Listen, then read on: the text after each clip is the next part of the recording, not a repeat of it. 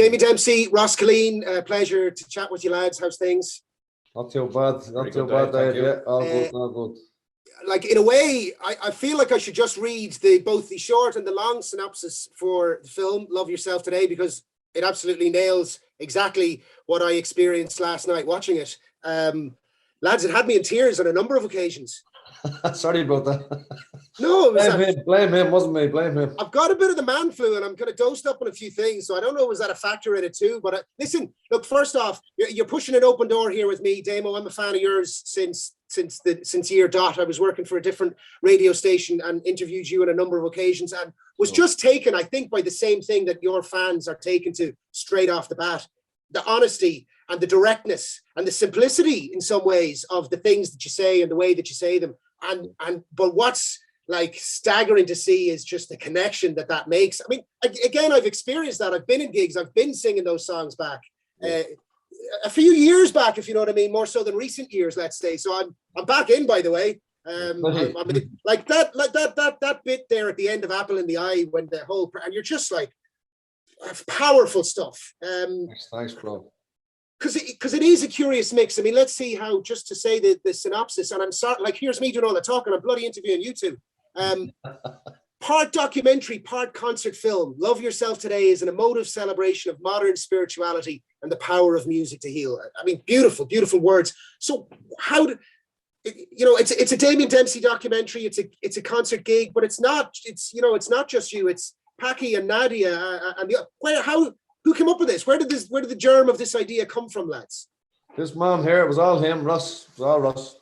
Well, it's a friend of mine, actually. We met, and I'd been to a demo gig, came out of the gig, and had been through the ringer like many people who go to the gigs. You know, you let it all out, and then you feel great at the end. And then I met a buddy of mine, Ross McDonald, in a pub in Dublin, and I said I'd been to this gig, and then we got talking, and he said I had this idea around, you know, doing a Damo Dempsey doc with the fans. And the minute he said it, I was like, I want in. And it was one of those moments where he kind of, you know, he said it, and I immediately could see what it would be and how we'd do it and which songs we'd use and all that kind of stuff. So for a while, myself and Ross were old friends, and he's kind of a director as well. I thought he was going to direct it and I would produce it. And eventually, after a year of just kind of back and forth talking about it, he was like, why don't you direct it? And I was like, okay. And from that point, then I wrote out the treatment, brought it to Damo, through a mutual friend, got it in front of Damo, and met Damo in a cafe in Raheny, and, you know, read through the idea with him, and he didn't say a whole lot. And then at the end, kind of, you know, looked at me, and I was like waiting for his opinion on what he thought of it all, and he just said, it's great, let's make a film that helps people, you know. And from that moment on, that was kind of like rule number one, nearly on the list of things. So yeah, once got the green light from Damo, kind of went ahead and started planning it, you know.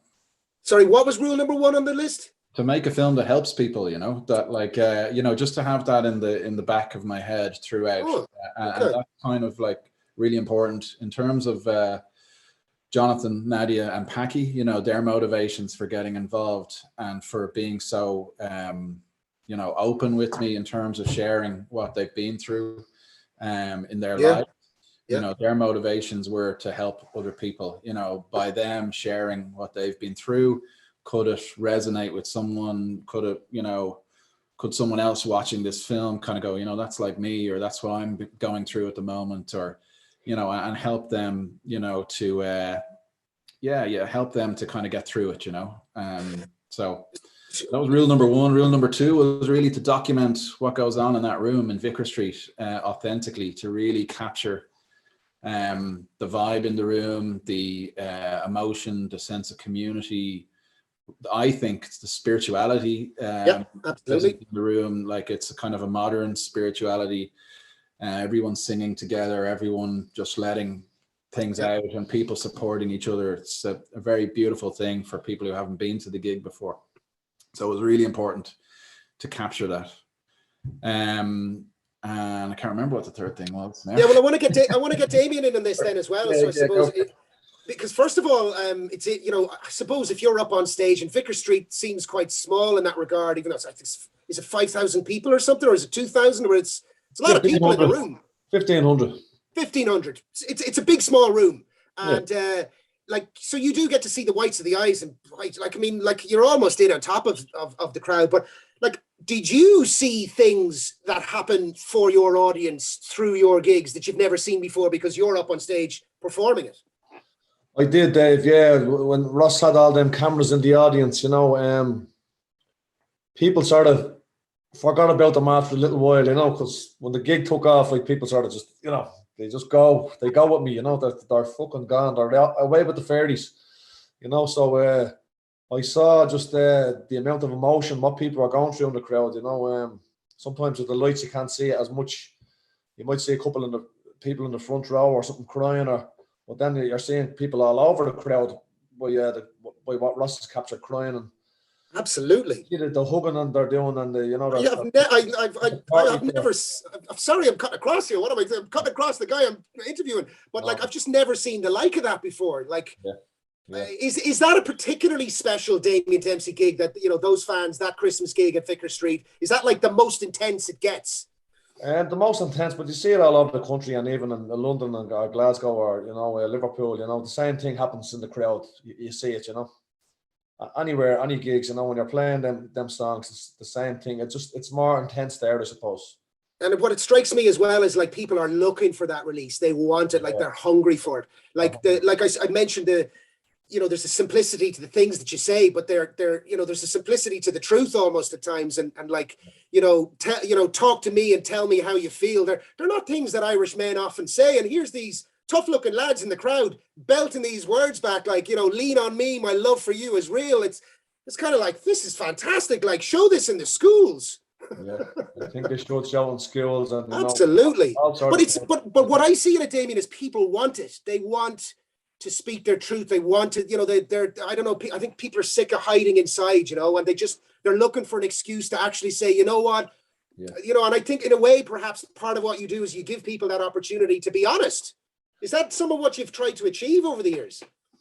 Or is that just what you try to do when you're writing? It's sort of, the writing is initially, like, I'm the guinea pig. It sort of helped me through my dark times, you know, and it does. So I'm the litmus test that works for others then, you know, seems to work for others, yeah. But at some stage, you know, I used to be sort of want to be tough guy, you know, well, not want to be bullied by anybody around where I lived, you know, but at a certain stage I went, fuck them, I'm going to say these things, you know. I mean, if they don't like it, they can give me a hiding, or they can try, you know, if they think they can call me a pussy or whatever, you know, for, you know, talking about emotion and stuff like that, you know, or talking about crying or stuff like that, or anything, or talking about, you know, telling people how you feel. But nobody has yet, you know, nobody has said, what are you saying all that shit for, you know. They've embraced it, really, you know. Well, you're a nice counterbalance to the tough guy Conor McGregor image, in terms of, although in fairness, he's said some smart things himself over the years, but perhaps, well, anyway, we don't need to go into that. But no, it's certainly something special, Ross. I think you've really managed to capture it. I mean, how did you go about, like, I suppose you had to kind of think, right, you know, had you, you know, like Rocky, did you have only one shot, or did you have a few nights to try to do this, or like? Let me come back to something you were saying there, just about the healing side of things. It's very important to say, like, the cast, Jonathan, Packy and Nadia, you know, they've all kind of, well, Jonathan and Nadia in particular kind of feel that making the film and telling their story has been a sense of healing for them.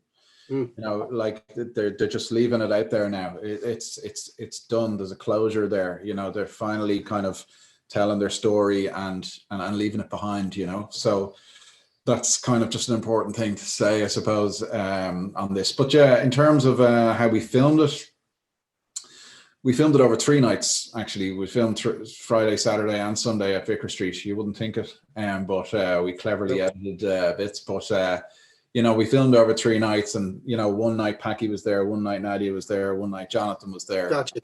We kind of focused on each of them, and, you know, tried to be as nimble and subtle as possible. But like Damo says, once the gig starts, people just didn't really notice us or care that we were there, and it was brilliant, you know. But I have to say credit to the Vicar Street staff for like not, I don't know, maybe they're like that anyway. Like, you know, you can see places that would be wading in and taking people off shoulders and this, that, not a bit of it. So like when the trad bit breaks out ahead of Apple of My Eye, you're just looking going like, that looks like the best, you know, especially after we just come through these times where we've had none of that, and you're just looking going like, look at that. That is just the energy and the positivity, the good vibrations. And we're just saying rolling like, off the crowd. During the edit, you know, I was kind of watching the footage and it felt like I was watching footage from the 1920s or something, you know, because we were editing it in COVID, and it was like, oh my God, remember we used to, you know, go to gigs and be in a room together and sweat and put our arms around each other. And God, it was like, you know, really nostalgic almost looking at it. And we literally shot it 3 months ago, you know, 3 or 4 months beforehand. Like we shot it in December 2019, and then, you know, March 2020, we're all in lockdown. So it was a very strange experience editing the film. And, you know, there was all these kind of worries about, oh my God, is this film completely irrelevant now, you know, because COVID is our world now, and this is the world we live in, and anything pre-COVID, just forget about it. No one's going to relate to it, you know. But I feel like when I'm watching it now, it's just that, yeah, and a lot of people are saying this to me, that like it's so enjoyable just watching people singing and like celebrating and being part of a community, being part of a crowd, all those things that we love and hold dear. There's just something so joyous about watching that, and it feels like it's completely relevant now. It's come full circle. It's actually more relevant now than it would have been if COVID never happened, you know. Yeah, I think people are going to watch it and just be like, oh my God, I want a taste of that again, and I want a taste of that fast. Love Yourself Today, you know, how do you describe it? Part documentary, part spiritual journey. You know, is it you know, it's like those characters, and you talked about the healing, like they're an example, hopefully, for others struggling through different times and things, to look at, role models, pathways, ways to navigate through tough times. And maybe that's even how people respond to your music, Damo, is it?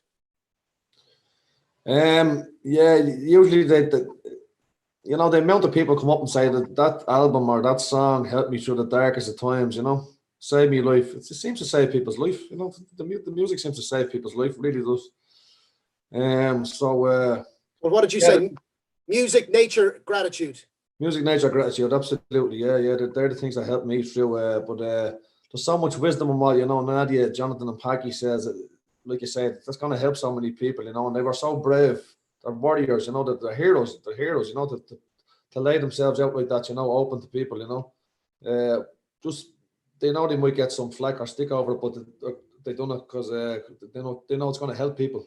So they're, as Ross says, they're the heroes. They're the yes, but they've been inspired by the fact that you've gone out and done that in the first place, in what you've written and how you front up and stand it and say these simple, honest, truthful things that we all think and feel and people don't bloody say. And you've gone out in some of those songs and said it. I mean, I'm missing you today. You know, I'd do anything to see you smiling back at me. I mean, the tears, that's one of the points I was crying in the film. Also, Apple of My Eye, because it's just, you know, like I was saying, Damo, step back, just leave him finish the song, because it was just insane.